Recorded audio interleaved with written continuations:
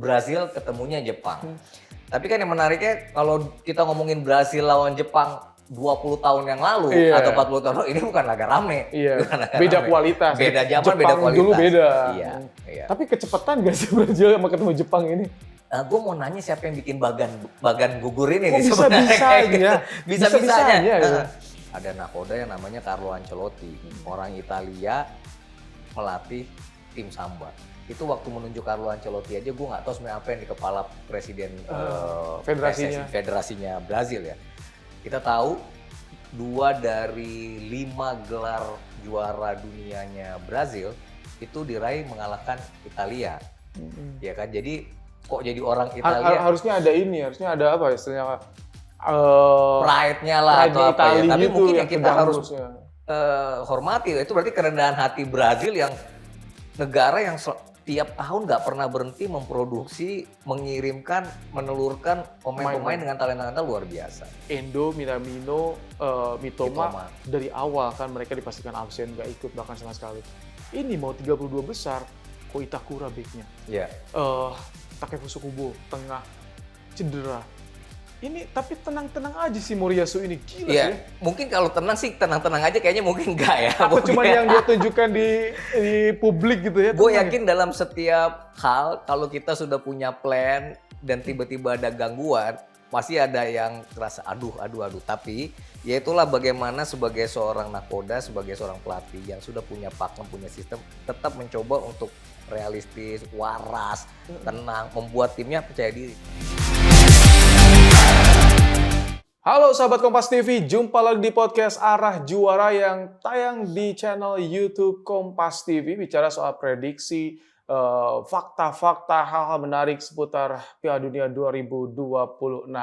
Masih bersama saya, Rahmat Ibrahim. Kali ini kita akan bahas soal pertandingan di babak 32 besar. Ini salah satu match yang paling disorot, yakni Brazil lawan Jepang. Untuk membahasnya sudah bersama saya kali ini Bang Daniel Tangkas Sianturi atau Bung DJ. Halo Bung DJ. Halo Mas Wem. Ini kabar baik ya? Oh iya, mantap, kabar baik karena kayaknya tim andalan masuk 32 besar juga nih. Apa by the way? Enggak, gue kalau andalan sih dari dulu gue sukanya Argentina. Karena gue kenal sepak bola kan Maradona tahun 86. Ya, tapi meski demikian sih kayaknya kalau gelaran kali ini agak menikmati aja ya soal Argentina gitu. Tapi kalau kita ngomongin Brazil Jepang, ini laga seru, salah satu laga seru di 32 besar. Sekali-kalinya ada yang namanya fase 32 besar, Brazil ketemunya Jepang. Tapi kan yang menariknya kalau kita ngomongin Brazil lawan Jepang 20 tahun yang lalu atau 40 tahun lalu, ini bukan laga rame. Iya. Bukan laga beda rame. kualitas. Beda zaman, Jepang beda kualitas. Dulu beda. Iya. Tapi kecepatan gak sih Brazil sama ketemu Jepang ini? Gue mau nanya siapa yang bikin bagan gugur ini nih sebenarnya. Bisa-bisanya.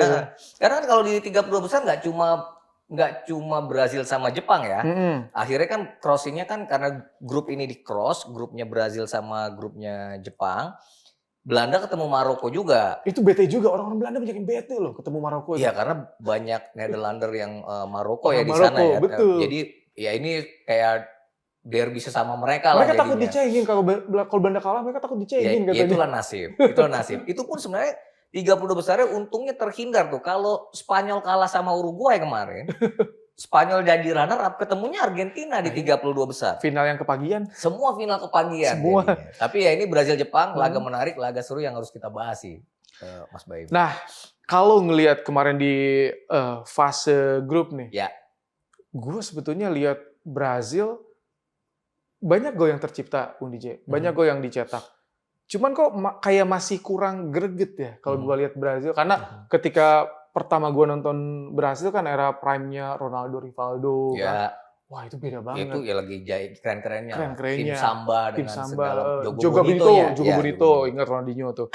Nah kalau lihat Brazil yang sekarang gimana nih lawan Jepang? Ya sebenarnya setelah mereka jadi juara di gelaran 2002 ya, kan setelah itu mereka tidak pernah lagi juara, bahkan mereka paling jauh hanya sampai di semifinal 2014, itu pun dibantai 1-7.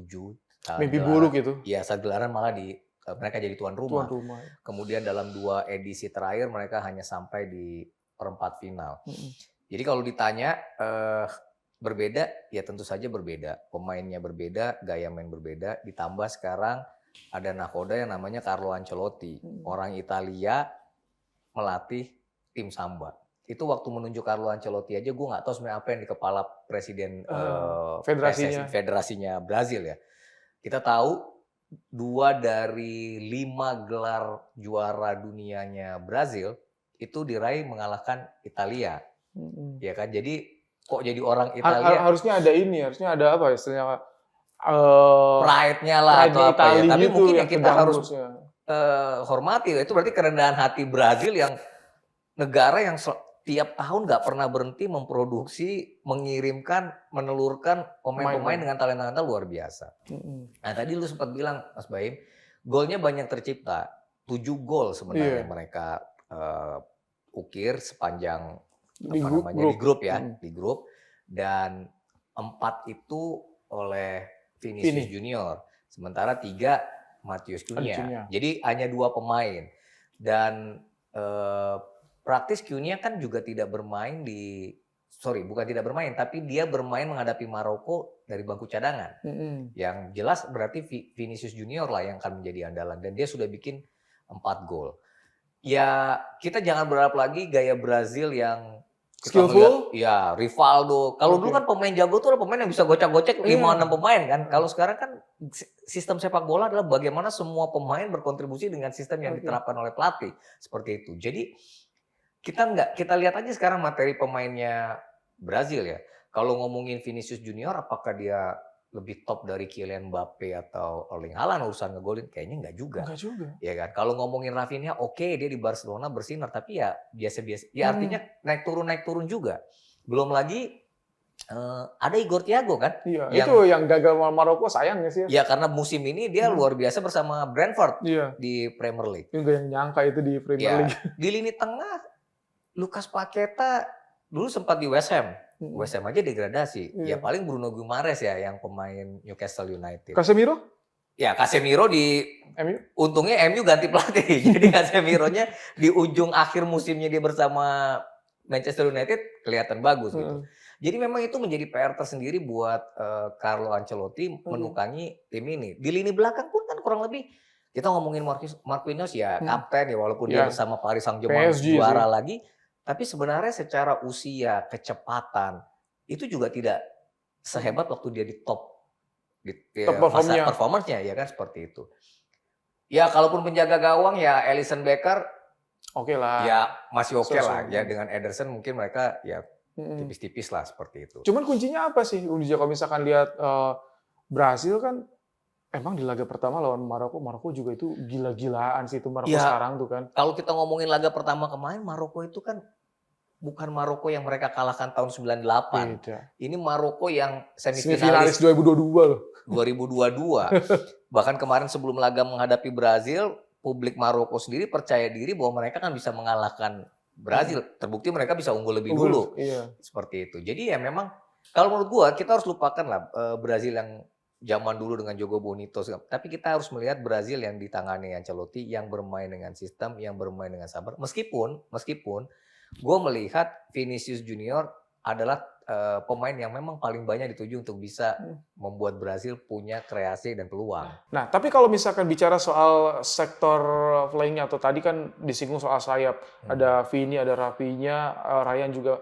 Kayaknya kalau gue lihat gayanya zaman sekarang itu mereka, misalkan sayap kiri, kalau zaman dulu sayap kiri dominasi kaki kiri, sayap kanan dominasi kaki kanan. Kok sekarang kayak Vini itu dia diarahin buat nusuk ke area dalam ya. Betul. Walaupun di kiri tapi dia kan kanan dan gol-golnya selalu di area dalam ya. Ya emang itu kan gaya sekarang ya gaya main bola. Dan itu kalau secara teknis kalau coba aja kalau kita main bola ya. Kita biasa dengan kaki kiri kalau kita di sektor kiri kayaknya kita memang akan lebih main ke kiri luar dan beda kalau hanya misalnya crossing doang. Iya. Tapi kalau kita dengan opposite-nya malah kita bisa masuk ke dalam dan kalau kita punya kecepatan dribbling bola, teknis yang baik juga, itu memungkinkan kita bisa dapat pelanggaran kalau lawan melanggar. Karena kan gerakan ketika lu ada di kaki kanan tapi kiri lu di depan kayak gitu. Itu kayaknya teknis deh. Dan itu bukan hal yang baru. hampir semua pemain juga semua tim yang memiliki. Gue lihat dulu pertama kali yang memang kata it works yang strategis seperti itu Arjen Robben kan, kanan kiri. Arjen Robben, iya kan. Kalau kita ngeliat di klub, ada pemain Aljazair, Riyad Mahrez juga begitu. Dia kiri tapi mainnya di kanan. Angel Di Maria juga kurang lebih seperti itu. Dan itu sekarang gue lihat jadi patternnya Brasil. Betul. Dan ya yang gue heran, Ancelotti nggak ngomonginnya sama Italia. Italia kok nggak kayak gitu, nggak kayak jadi nggak lolos kayak gitu ya. Tapi ya itulah gayanya Brazil, Mas Baim. Jadi menghadapi laga 32 besar, gue rasa mereka harusnya punya kepercayaan diri, meskipun gue nggak ngerti ya, apakah mereka ada dak-dik-duk-der gitu menghadapi Jepang. Kalau acuannya adalah laga terakhir mereka ketemu, itu kan uji coba ya. Meskipun kalahnya juga lucu kan, mereka udah sempat unggul 2-0, kena comeback 3-2 dari Jepang. Menarik, itu di 2025 terakhir di friendly match. Nah, kalau misalkan kita lihat dari Jepang sendiri, ini tim dari 2002 lah ketika jadi tuan rumah sampai sekarang, grafisnya naik terus dan kayaknya sekarang setara tim-tim Eropa. Iya. Cetak birunya Federasi Sepak Bola Jepang sebenarnya kan di edisi kali ini harusnya mereka bisa sampai minimal perempat final, bahkan harusnya semifinal. Harusnya semifinal. Beberapa kali Jepang itu melangkah ke 16 besar, waktu masih mengenal 16 besar ya, itu cukup percaya diri, tetapi mereka tersingkir dengan cara-cara yang atau dengan hasil-hasil yang menyakitkan. Dengan Paraguay mereka kalah adu penalti, dengan Belgia sempat leading 2-0 kena comeback gol menit terakhir juga. Di gelaran lalu juga adu penalti yang membuat mimpi mereka hilang gitu kan. Tapi kalau kita ngelihat gelaran kali ini, lepas di awal mereka tidak ya kayak banyak beberapa pemain, Wataru Endo nggak main, kemudian juga. Siapa? Minamino nggak main, temuan pemain Brighton juga nggak main gitu ya.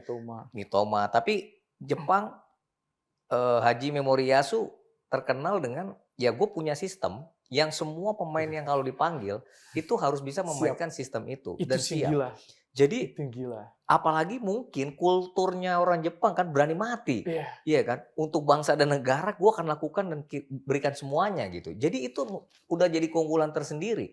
Sekarang kalau kita ngelihat bagaimana mereka melangkah ke 32 besar, di laga pertama menghadapi Belanda, mereka 2 kali loh ketinggalan. 0-1, 1-1, 1-2. Nggak masalah gitu buat mereka. Dengan Tunisia, mereka bisa menang. Leading banget itu, gila. Iya kan? Tanpa kebobolan.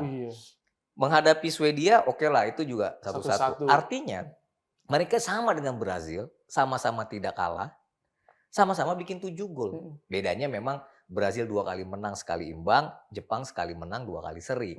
Tapi itu kan udah luar biasa. Yang sayangnya emang harus ketemunya di 32 babak besar. 32 besar. Nah, tadi Bang, lu bahas soal sistem. Endo, Minamino, Mitoma dari awal kan mereka dipastikan absen, gak ikut bahkan sama sekali. Ini mau 32 besar, kok Itakura backnya. Takefusa Kubo, tengah, cedera. Ini tapi tenang-tenang aja sih Moriyasu ini, gila sih. Mungkin kalau tenang sih tenang-tenang aja kayaknya mungkin enggak ya. Apa cuma yang dia tunjukkan di publik gitu ya? Gue yakin dalam setiap hal kalau kita sudah punya plan dan tiba-tiba ada gangguan, pasti ada yang kerasa aduh. Tapi ya itulah bagaimana sebagai seorang nakoda, sebagai seorang pelatih yang sudah punya pakem, punya sistem, tetap mencoba untuk realistis, waras, tenang, membuat timnya percaya diri. Dan sebenarnya yang mungkin ditumbuhkan kepada para pemain yang lain, ini adalah kesempatan. Iya kan? Kalau nama-nama tadi masih ada, mungkin mereka menit bermainnya bakal jadi nggak main, jadi nggak main terus ya. Iya kan? Mungkin iya ada perbedaan kualitas, tapi gue rasa dalam turnamen yang udah hari H-nya begini, itu semua akan terkikis gitu. Dan menurut gue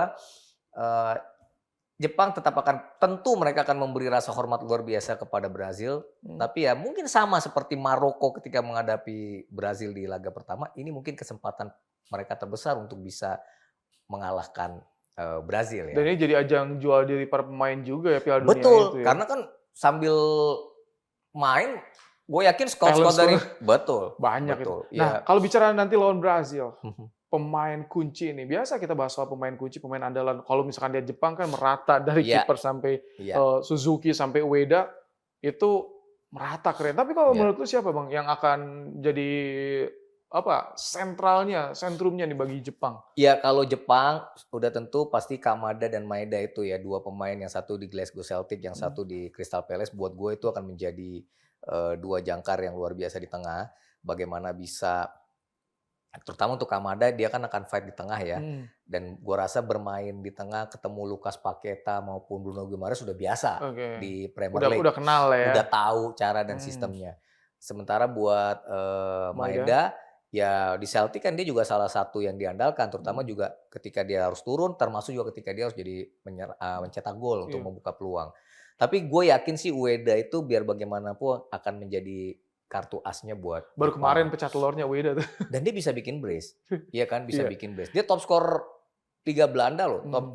Harry Kane top skor Bundesliga bisa bikin brace. Kylian Mbappe top skor La Liga bikin brace.